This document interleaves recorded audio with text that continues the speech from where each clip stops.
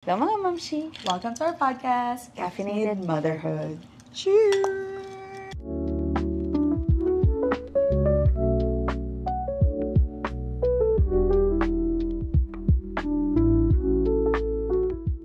What are you having, Ajay? For today's menu, I just have my regular mocha and nalagyan ko siya ng Earl Grey cold foam actually. That's why it was sweet. And I'm having, Island Maple latte. Island Maple sa akin. Guys, thank you sa mga nagpunta for our second pop-up. Yes, thank you so much. Thank you very much. Kung sino ka man, you know who you are. Well, For today's episode, we are talking about something na very natural sa culture natin, I think. very natural sa moms. Oh yeah. Moms in general. Oh, I don't know if natural siya sa moms in general sa ibang... Sa lahat, actually. Kahit but- sa asawa nyo, nagaganap to sa asawa nyo, sa nanay nyo, sa lahat. Makakaaway nyo. Pag frustrated ka. Pag frustrated ka. Pero we're going to talk about Yelling. yelling. Is it necessary sometimes? So, grab your coffee, your tea, your water, your alcohol. Alcoholic. Cheers! And let's chat! 2, 3. Anyways, ang yelling ay very parang ako I grew up na parang natural ang yelling, na parang kasama talaga siya sa paglaki. And ngayon na nagiging mommy na ako, yun yung something na ayoko ma-experience. Ako nag-grow up naman ako na yelling na sa Batanggenyo accent talaga. Nagsisigawan talaga ang mga Batanggenyo. Yun nga, like parang enhance lagi ang boses natin, di ba? Parang, ayan na, ganyan. Ganon. Tapos parang normal lang naman. Nandito lang kausap. Kala mo naman. Pero ang laki nung pag-project mo ng ano mo. So, actually na-realize ko siya, mas naging aware ako sa yelling nung, yung tita ko, very prim and proper siya. Minsan pag nag-uusap-usap, si Tita Susan, minsan pag nag-uusap-usap kaming magkakapatid, or like si mami kami, tas ang lapit-lapit, tas talagang, syempre, sigawan na ang ay, tay, ano ba naman yan? Sobra naman. Ganun ba talaga si Tita Susan? Ganun si Tita Susan. Yung mga boses nyo naman. Ganun siya kasi. Ay, baliktad kay tita. Sabi namin, sabi ni ma'am, talaga ganito boses ka. Parang ganun, laging bumabalik sa normal lang yon. So, nag-grow up ako, background ko sa yelling is, nag-grow up ako na normal lang siya for me. Ako naman, sa malaki. accent lang ako. Feel ko kasi It comes with the accent. The accent ng Batangan, yung laging si yelling. Pati yung mga pipinsan ko, pag nagkakatipon-tipon kami, talagang parang kala mo ba Kagulo. Oo, kagulo na parang merong nangyayari bang masama na lahat kagalit. Pag ganwang nandun ka, tapos hindi ka Batanggenyo, ano ba naman, kasakit sa tenga. Yeah, parang... So parang kakaibang yelling yung yun. Yeah, kakaibang yelling yun. Pero yun yung yelling na parang kinalakihan mo na, okay, normal lang to. Tapos iba yung yelling ng mami. Iba yun. Iba pag nanay mo na yung nagyayel, yung parang, yung tsinelas naglalagapak. Kasi basement ka din, diba? Ewan ko kung pares tayo, pero pag naglalagapak na yung tsinelas ng nanay ko, tas may kasamang yelling, yari ka. Patay ka na. Yari ka na. Bumangon ka na, ibig sabihin Ang nun. sa akin naman pag uuwi. Pag uuwi ng late na late. Ayan na. Pagka-close ko ng door. Hinga. Labas sa tenga. Yun na naman na-recall from the bata days. From the bata days. 2, 3. So, eto. When was the last time na nag-yell ka and ano yung nag-trigger sa'yo? Feeling ko, ang last time na nag-yell ako is... Ngayon lang, besh. Boses mo. Oo nga. Ngayon. Pero yung ibang yell naman. Nag-yell kay, siguro kay Avery. Kasi naglalakad-lakad na siya minsan or nagagapang-gapang na siya. Sabi na, Avery, no! Yung mga ganung yun yung aking So, parang, ang emotion ko ngayon paired up with yelling is concern. Kasi kung saan-saan nagpupunta ngayon, di ba? Tapos, minsan pag ganun ka lang, nasaan na ang anak mo. Parang ganun. So, dun ako, feeling ko, yun ang aking recent triggers ng pag-yell ko is kung saan-saan napupunta ngayon sa iyo. Parehas din ako sa akin. Kasi nga, lalo na si Xavier, mas malikot pa niya kay Avery. Kung saan-saan na nagsusuot. So, parang hindi siya yung more on yelling na papagalitan ko siya. more on yelling sa i-alert ko siya na, no, don't touch, hindi pwede yan. Alam mo yun, parang halimbawa, kukunin niya yung something and then mamaya mababagsakan siya. So, kailangan kong maging alerto sa boses ko na to stop, ma-distract siya na hindi gawin yun. Yun yung parang feeling ko nare-recall ko nag-yell. Pero wala pa naman ako sa gano'n na para maiintindihan niya para i-yell ko sa kanya yung yung pagagalitan ko siya. Paano alam mo yung gano'n, wala pa tayo sa stage na yun. More on like a reaction siguro for me. Yeah. Last time ko nag-yell. Nagigilty kay Franz siguro ang yell. Nagigilty ka kay Kuya Franz. Ha? Hindi. Parang kung aanuhin ko, mas marami pa akong matatandaan kay Franz kung ano. Oo, nag-yell. Nag-yell. Nagigilty ka ngayon pag nag-yell ka or feeling mo na justify kasi nga concerned ka lang naman kaya ka nag-yell? Feeling ko, dahil naman, parang more on for his safety din. So, justify ka lagi. More on sa safety lang naman din yung yell ko as of now kasi wala pa namang naintindihan yung bata namin. So, parang, yun ang more on yelling ko ngayon. Wala yung specific na parang yung hindi yung nagigilty ka na parang... Nagigilty is when, pag nagpanic siya dahil nag-yell ako. So, kita mo sa mukha niya, no? Oo. Halimbawa, parang nagpatak lang siya sa floor and then parang feeling ko matatamaan siya sa mga corner ng whatever. Siyempre, ayoko naman magkaroon siya ng bukol or whatsoever. Eh di parang nag-react ako ng todo, doon siya umiyak, hindi dahil sa nasaktan siya. Oo. Dahil sa parang nagulat lang siya sa akin. So parang, oh shoot, I got to control my emotion. Ang hirap din kasi alam mo yung parang ngayon ko lang na tumaas yung anxiety ko sa mga likot-likot ng mga bata. Yun lang yung tanging anxiety ko na sobra kong nag-overreact. I was like, wow, hindi ko inakalang tataas yung anxiety iba ko sa pag mga sa'yo, ganito. no? Oo. Parang iba pa sa akin. Hindi, di ba kunyari pag makikita ka ng mga ibang bata na parang dati pag naglalaglag sila, you okay? Parang relax ka lang, kalmado ka lang. Pero pag sa'yo parang, oh my God, baka naman naguntog, baka naman may na. God, sa akin. Tapos sa pagkabdapa, I think mom, kakapain ko, meron bang bukol? So parang, sabi ko, oh my gosh, I don't know how friends can be that calm na, alam mo yung gano'n. Tapos, pero minsan, besh, tama ako. Kasi sabihin ko kay friends, ito, recently lang nangyari. Tama siya, Kuya Franz. Sabihin ko lang may table. Ayan ang pinakaayaw ko yung mga corner ngayon Kasi si Xavier naglalakad, wandering, ganyan, explore mode si Xavier. May table. Sabi ko, lalakad si Xavier doon. Sabi ko, Franz, yung corner, yung table, hindi masyadong narinig. Mamaya, boom. Untog. O, sa sinong tama? Diba? Si Ate Che. Tama siya. May power talaga ang mga moms na instinct talaga. Meron nga talaga. Ang kakaiba talaga yung power na alam mo na kagad kung anong posibleng mangyari at gusto mo siyang i-stop. I-stop, yeah. Although you can't stop everything. Sa'yo ba ganun din? Feeling ko magiging ganun ka kay Avery.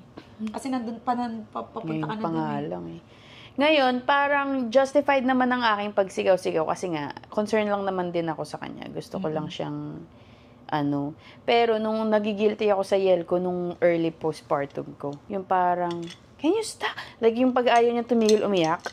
Okay, that's different. Doon sa postpartum rage ko noon dati, nung bagong unang-una. Doon ako guilty na parang, oh my God, I don't want to be this, Mom. Hindi ba sabi mo, sinasabihan ka nga ni TJ about that? I don't want to turn out like this. Yung parang talagang galit ka lang. Kasi yun, yung yell ko is out of anger Alam ko galit ako Doon ako nagigilty. Pero pag yung yelling na out of love, parang hindi masyado. Paano pag out of love ang yelling? Hi! Di ba? Ganon. Ganon. Parang kakaiba ba pag out of love at anger? Hindi, kasi pag out of anger, parang puro emotion ako Ako problema. Pero pag out of love, feeling ko, nag-i-yell ako for her sake lang naman din. Na parang, para lang siya, ma-alert siya, makuha yung attention niya, yung mga ganon. Pero like, pag sumisigaw ako kasi frustrated, anger, ganyan. Doon ako nagigilty na parang, doon ko nare-realize uli na iyon yung ayoko maging. Parang ganon. True. 2, 3. Growing up ba, did you grow up, you said na you grew up na yelling. So, how did it affect short term or long term sa'yo? Paano naging siya sa buhay mo ngayon? Ngayon, parang yung mga sigaw-sigaw ng mami. Although like sinisigawan ako ng mami ko nung bata ako dahil syempre pag galit siya nga yung mga niya. Dati, growing up, feeling ko, ang dating sa akin nun is like, pag sinisigawan ako, lagi lang akong may mali. Ba? Kumbaga, lagi lang may mali akong ginagawa. Oo. Kasi, pero hindi ako nako-correct na, alam mo ba kung bakit ka sinigaw? Yung wala kasing ganong communication kami ng mami ko dati nung lumalaki ako. So, long term, ang naging tatak sa akin is like, hindi ako gusto ng nanay ko. Parang ganon, di ba? Parang very, na ganon. Rebel. So, medyo may rebellious ako na parang, pag nag-yell siya, kung di mo ako gusto, hindi din kita gusto. Parang ganong type of, yun ang naging sa akin nun, long term, yung mga pag-yell-yell. Kaya gusto ko siyang ma-avoid as much as possible na kung mag-yell man ako, dapat meron akong counter-attack na usap bakit ako nag-yell or ganyan. Or reflection ba sa sarili ko na dapat ganun yung ginawa ni mami mo doon para maintindihan mo. Oo. Although like, hindi niya din alam, pero yeah, I guess. Wala pa kasi mga ganun-ganun discussion. Hindi naman uso dati. Ako din, daming beses, siguro niyel din ako ni mother. Kaming magkakapatid. And, yung dating sa akin nun, is like parang, syempre, galit sila. Ganun lang ang ganun. Wala ring explanation kung bakit. I mean, may explanation, pero ang hirap niyang intindihin ng sumisigaw. Kasi, parang, naging habit na siya, naging ganun sila. Ang naging habit namin magkakapatid, labas na lang sa Oo. Alam ba, lalabas sa ako. tenga. Okay naman na, pagagalitan na ako, hindi ko na lang papakinggan. So, parang yun yung naging coping mechanism na lang siguro na, ayoko nang ma-stress dito sa galit na to. I'm just gonna put it out of my tenga.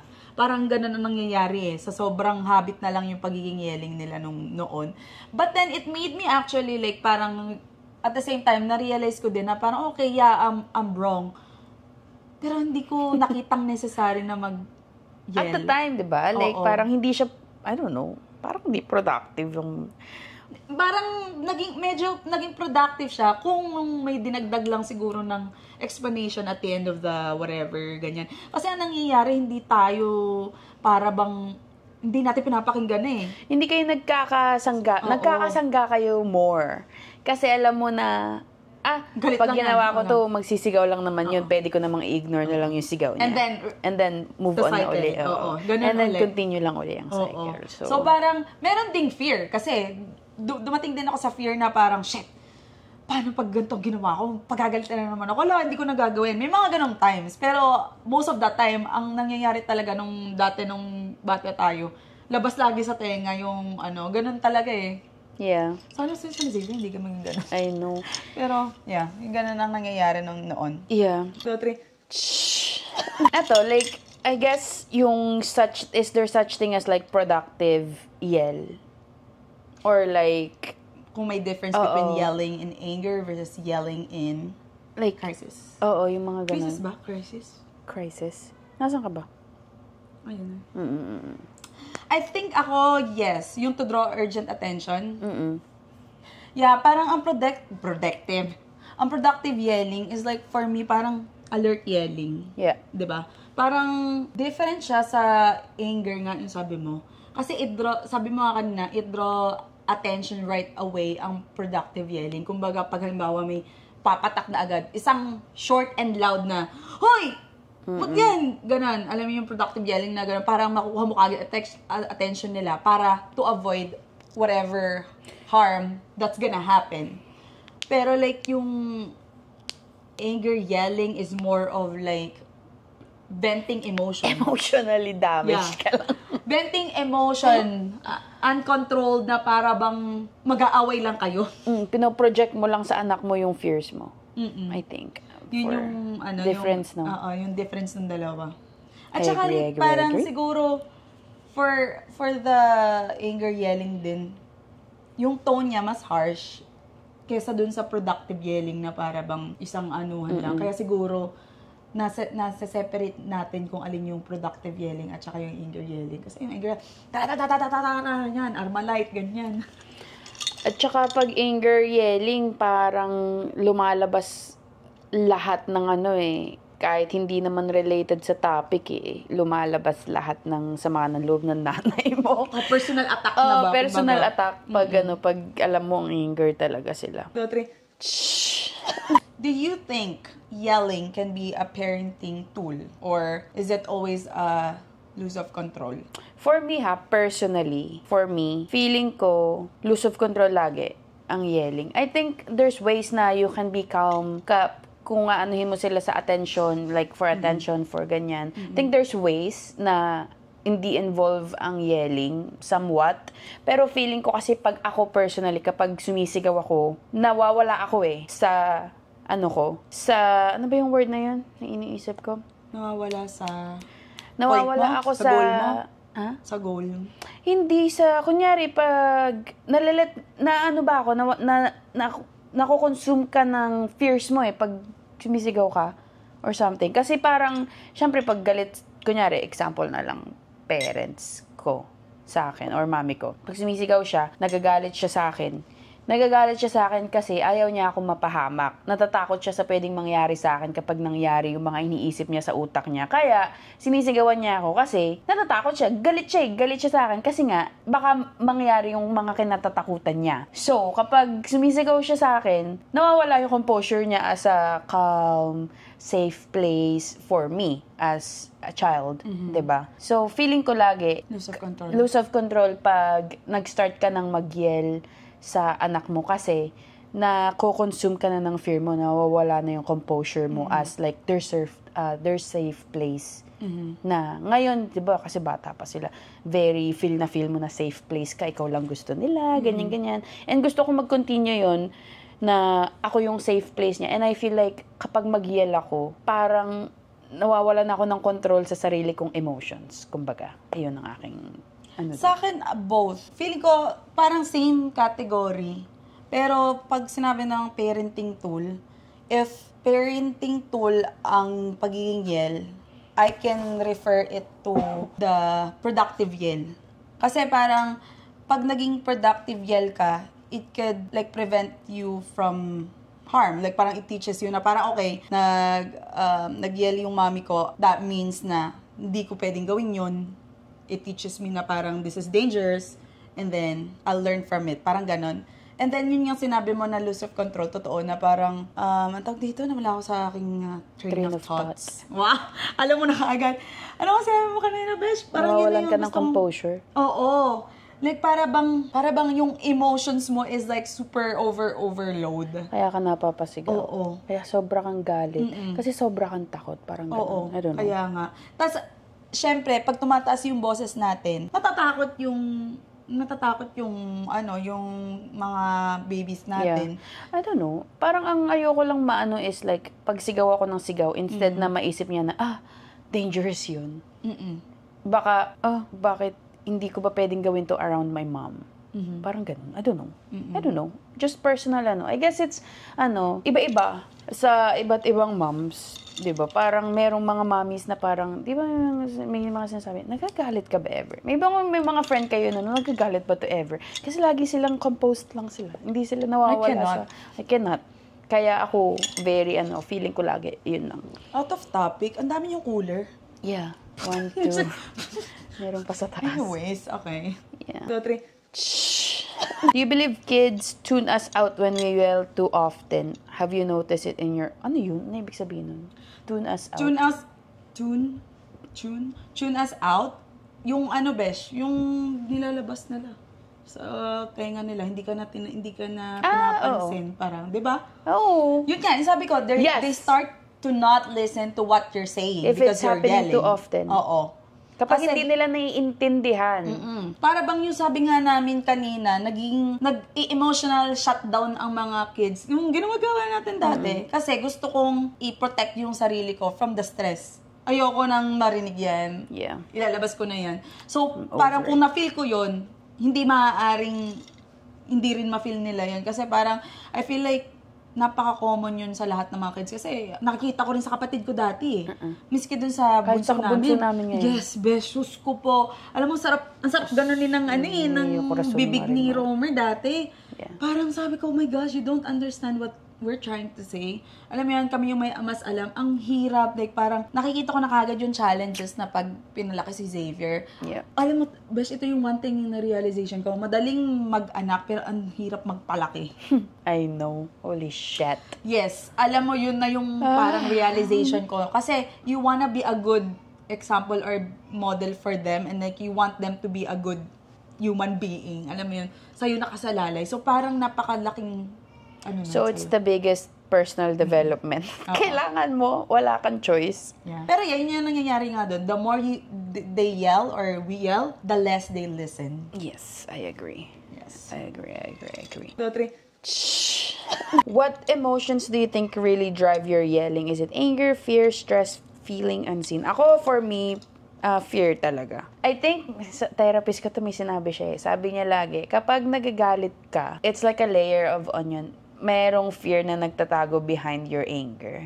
Laging fear ang dahilan kung bakit ka. Nagagalit. Parang dun yung pinakang base ng emotion mo is like out of fear. So, kunyari, galit ka, or frustrated ka, or feeling mo hindi ka na-appreciate, may fear na nag-go underlying ng emotions mong yun. So, sa akin, ang sagot ko dun is fear. Ang mas tumataas sa'yo yung fear. Ang sa akin, feel ko, sa anger. Baliktad sa taas. Si anger nasa top, and then underneath it is like yung fear. Kaya nga, I meant like, kaya ka nagagalit kasi may takot ka.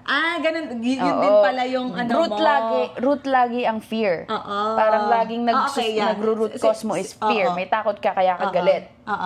Ganun din yung sa akin. Parang may fear ka na parang ayaw mo ma-harm yung kid mo. Tapos yung tawag dito. Ano sabi ng isa dyan? Yung fear... Stress? Ha? Fear, ano pa yung isa? Anger, stress. Feeling unseen. Yung stress na para bang yung emotional overload ka na parang hindi mo na kayang mag-respond calmly. Tapos yung fear, yung hindi ka na napapansin. So, para bang lalong umaad sa stress. So, parang doon lahat, umiikot. 2, 3. Physical signs na malapit ka na sumigaw. Besh, tumataas dito sa mukha ko. Parang pinapakuluan sa Tapos biglang sabi ko, shit, ito na, tataas na daw. Umiinit yung mukha ko sa akin. Ako din. Tight chest is more of like, parang if I'm hurt. Ako nagte-tense ang buong katawan ko. Ano? Gumagano'n? Like parang, tas yung ikaw parang, oh my God. Ganun. Talaga. Parang Super Saiyan. Parang alam mo yung parang, feel mo yung tumataas. Oo, pero nararamdaman mo siyang tumataas. Cool. It's so weird. Weird yung cool. Ako nakukulit sa holy shit, I'm getting angry na. Ito na. Boom. 2, 3. Eto, anong nagtutulong sa'yo to reset in the moment or afterward when you've raised your voice? Afterwards siguro, nag-ano ako. Ganun ako. Nagre-reflect ako. Nire-reflect ko, shit, ba't ako galit? Oo, ba't ako nagalit? What could have done na better para sa next time na mangyari uli yun? Yun na lang gagawin ko. Yun yung sa akin, para to reset. Yeah. Ako laging deep breath. Breathe in, breathe out. Kinakalma ko yung nervous system ko. Yung 4-4-4. So, 4 breaths in, 4 breaths hold. Tas 4 breaths out. So, kakalma yun. Para ko man.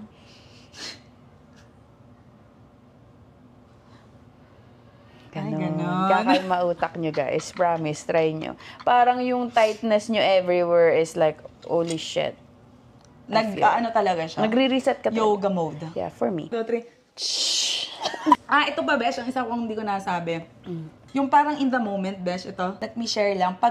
Ito hindi kay Xavier, kay Franz na. Yun, kuya person. Kasi hindi ko pa nagigiya si Xavier. Pag in the moment naman, how to reset, I would, sisigawan ko yung first sentence, and then napansin ko na parang, shit, taas ng boses ko. Iibahin ko na sa second one. Napansin ko sa sarili ko. I think na-practice ko na siya. I'll release my emotion at the first sentence ko, and then, babaguhin ko na sa pangalawa para lang makabawi. And then, like, yung result nun, parang, okay, hindi namin ginawang big deal. Or hindi ko ginawang big deal.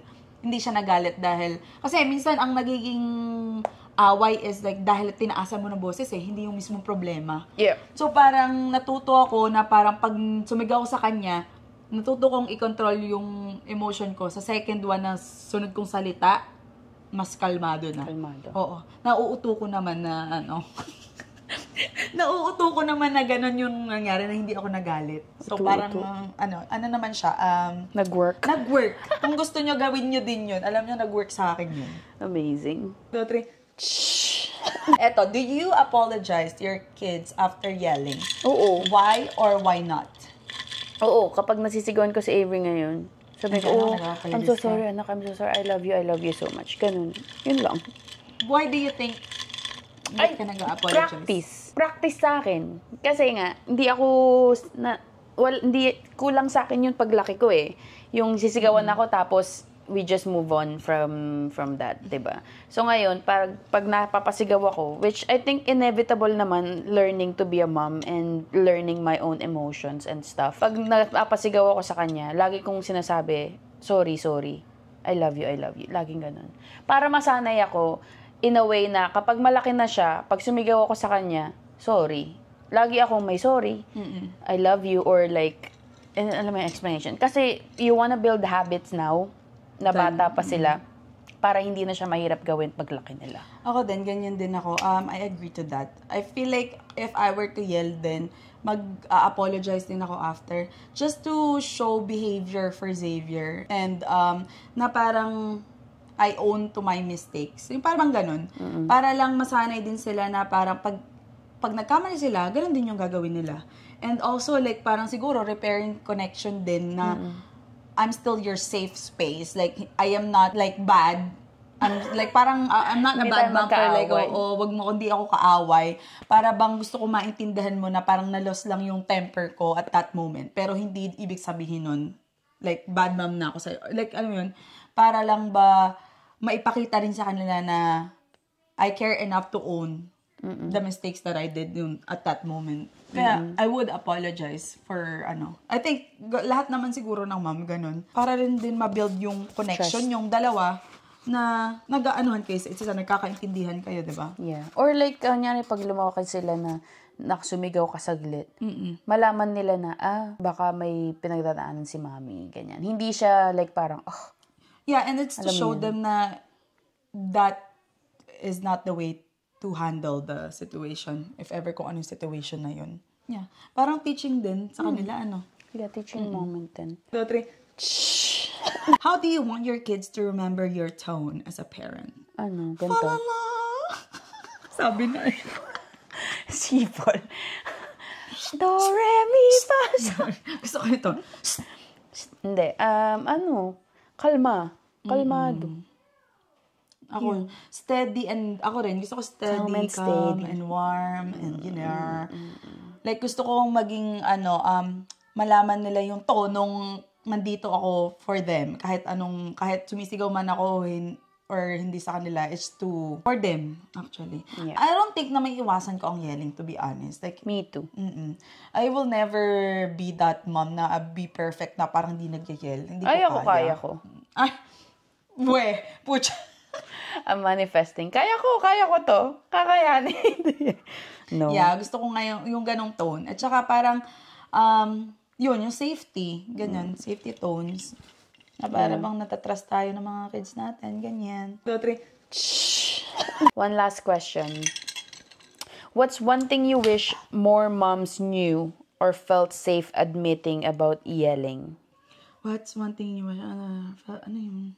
Ako, for me, sana more moms admit na kaya ka sumisigaw kasi, like, vocalize na kaya ka sumisigaw kasi mahal ka, kaya ka sumisigaw kasi gusto ka lang protektan. Yung mga ganun, like, parang, siya as a positive way. Na hindi siya negative na yelling is like bad mom ka na dahil masama akong ina kaya kita sinisigawan, ganyan. Parang sana kaya, like my mom in general, like parang siguro lumaki din siya ng ganun din yung normal. Kasi it's always naman na cycle lang eh. Kung paano ka pinalaki, ganun ka din magpapalaki na kasi ganun yung feeling mong tama or nag-work sa'yo or something like that. Pero like, in terms of yelling, sana more mom vocalizes na kaya ka lang minsan nasisigawan dahil mahal ka, ganyan-ganyan. It does happen naman minsan na parang, kaya ko kayo nasisigawan kasi mahal ko kayo, gusto ko, hindi kayo mapahamak, ganyan-ganyan, di ba? Nangyayari din yun. Pero, ang taas na ng emotion and confrontation na yung nangyayari, pag napag-uusap, pag na-open up na yun, hindi siya parang maintenance na parang, after mong sumigaw, anak, come here. Alam mo yan? Come here. Alam mo ba kung bakit kita sinigaw? Yung parang ganun, I don't know. Ayun ang sa akin. Ayun ang ako din ganun. Like, same thing as AJ. I feel like, more of, hindi dahil you're yelling, you're a bad mom. Like, parang, gusto ko lang malaman ng all moms yun. And also that, that yelling is, para siyang sign ng stress and not moral failing, siguro. At saka, like, parang, para bang, ang take away dun sa yelling na yun it's not na parang, I'm gonna be a perfect mom and not yell. It's like about kailangang malaman mo kung kailan mangyayari yon and anong mga gagawin mong ano yung mga dapat mong gawin para i-prevent and the support that you need para lang para lang ma-control mo yung yelling na yun.